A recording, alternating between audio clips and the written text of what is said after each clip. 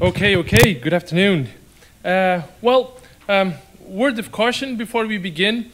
If you suffer from a weak heart, if you're pregnant, if you have some sort of other illness, you should probably leave, because there's just going to be horrifying things in this talk. So just consider yourself warned. Here we go. So we're located right in the middle of the Atlantic, as most of you know, in the Azores. That's like really in the middle of the Mid-Atlantic Ridge. That's the lovely island of Fayal.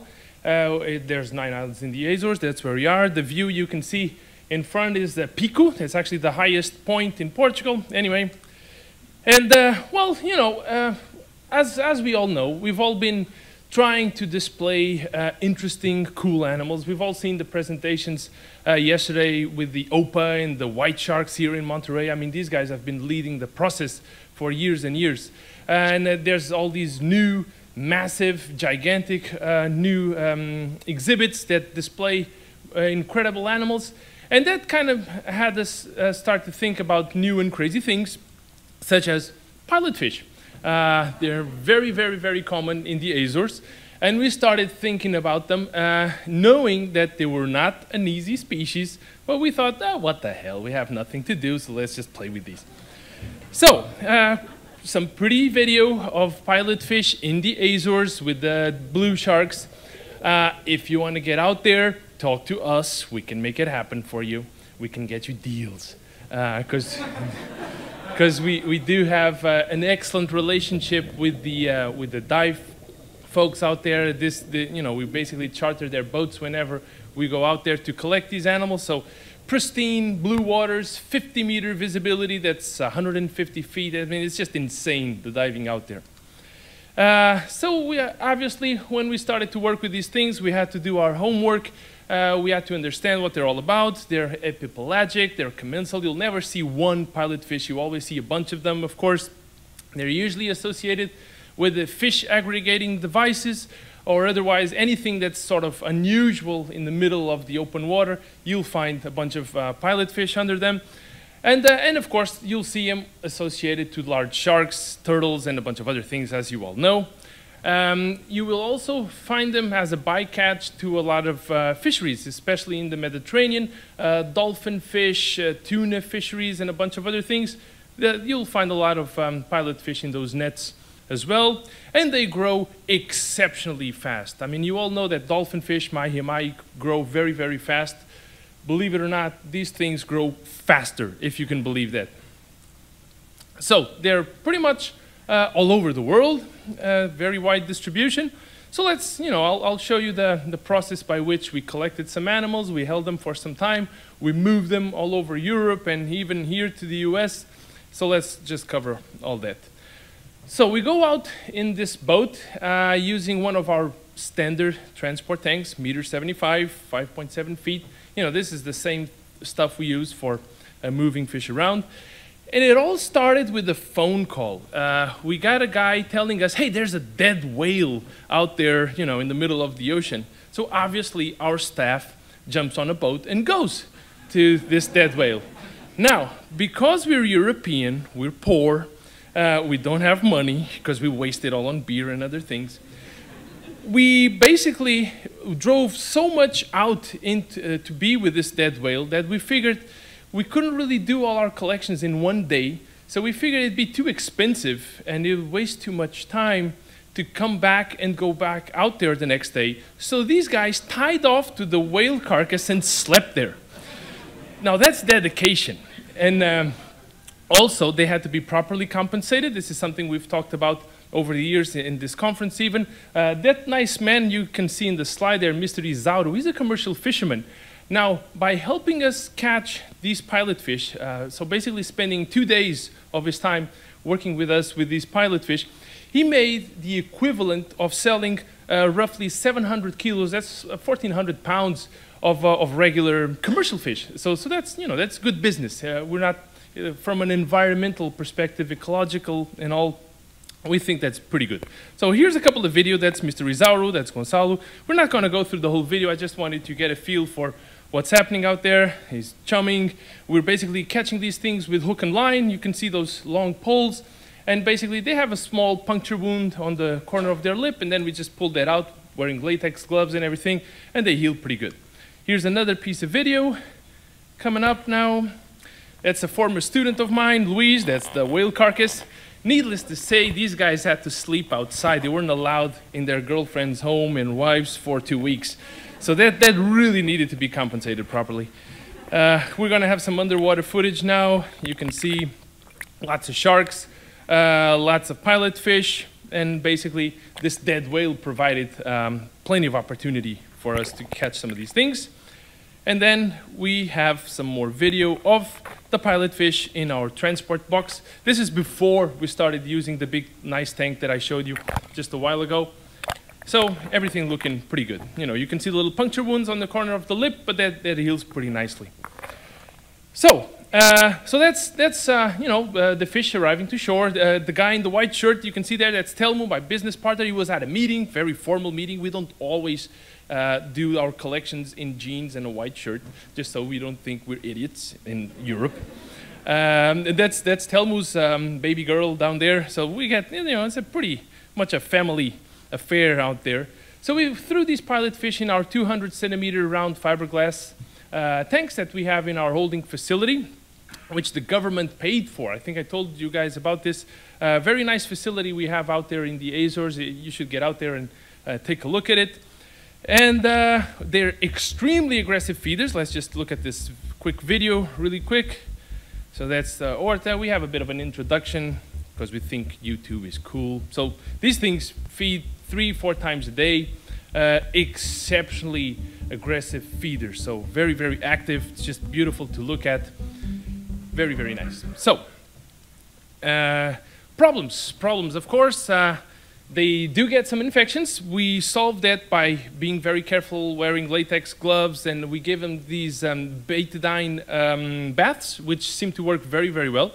Very sensitive to light changes. If you flick on a light switch, they will just go crazy. You can hear them banging against the tank wall. So you have to be extremely careful, have light dimmers to turn your lights on and off, otherwise they go absolutely insane.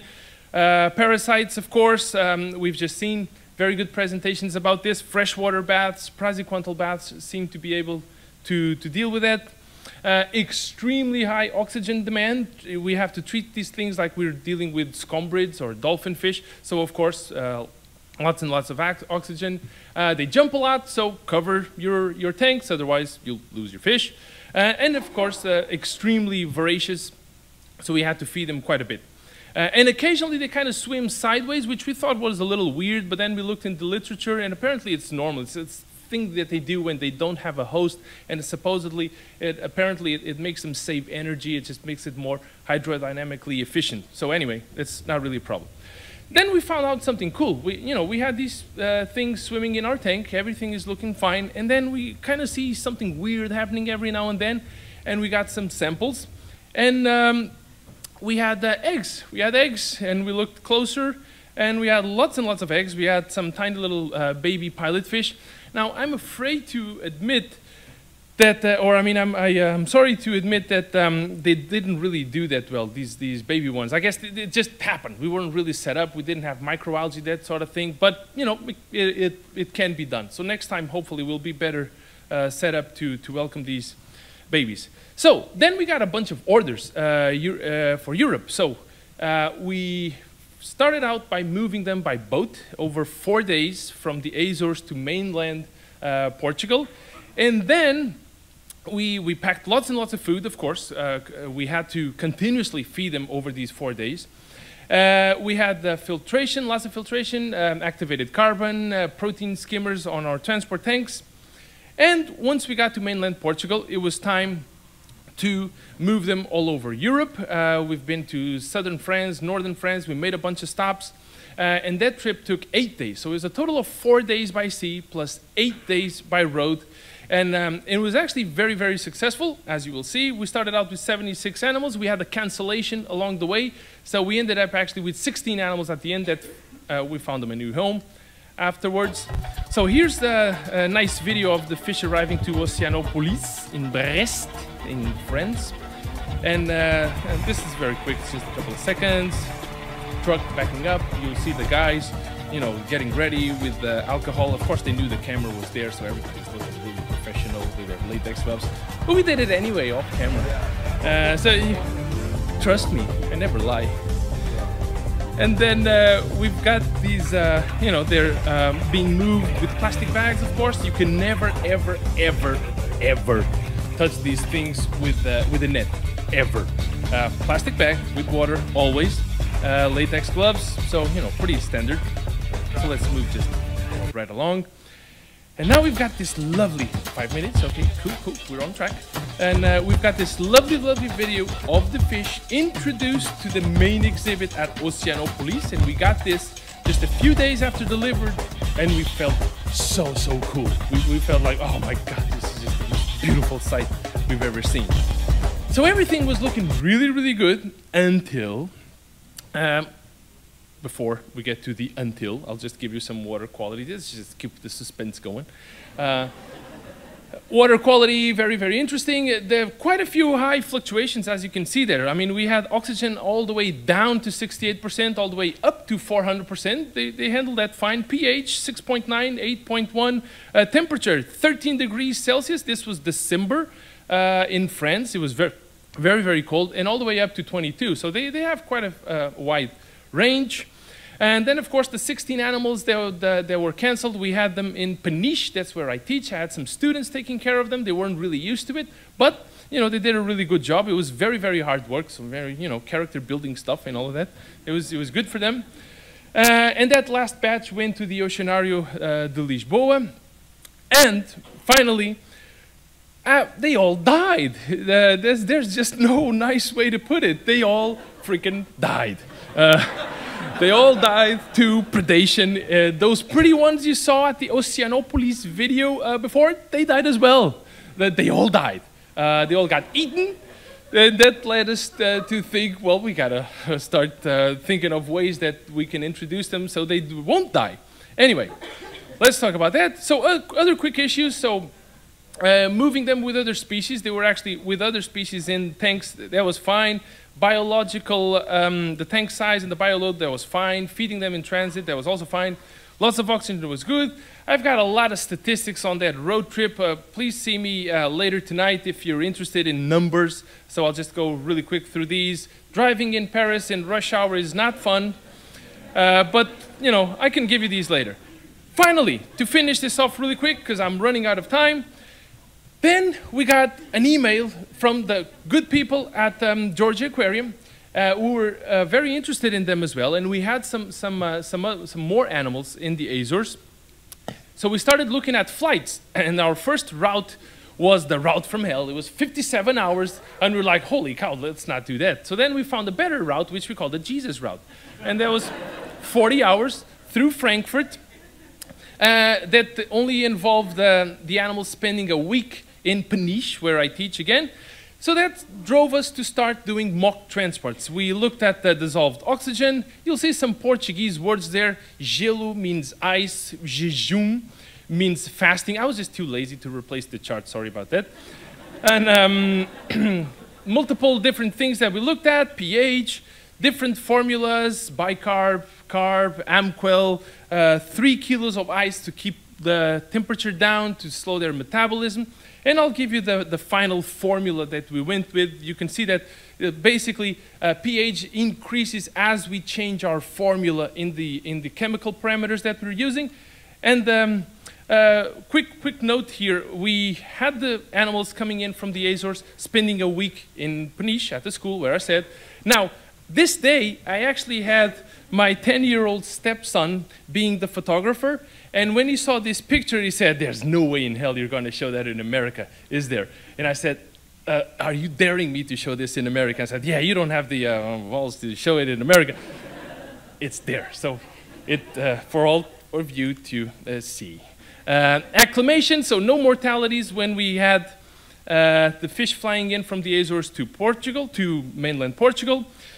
But then we shipped the animals to Georgia, and we lost 3 out of 5, which is really not good at all. So then we got back to the drawing board, and we found a direct flight from Madrid in Spain, not Portugal, to Atlanta. So we drove from Peniche to Madrid, where they caught the direct flight. So our transit time was 18 hours, very, very good. And we felt very, very special because we drove the fish in a transport tank. We packed them in Madrid just so that would decrease the total time. And we felt there's just no way this is going to go wrong. This is going to be the best transport ever. Turns out we were wrong. So we lost 1 animal out of 7 in transit and 2 more over the next couple of days. So in conclusion, well, these animals really are hard to work with, but we have, we feel that we can work with them. We feel that for the introduction problem, so they don't get eaten, either obviously we introduce them to tanks with no predators, of course, or if we introduce them with a big school of something else, that might alleviate this problem.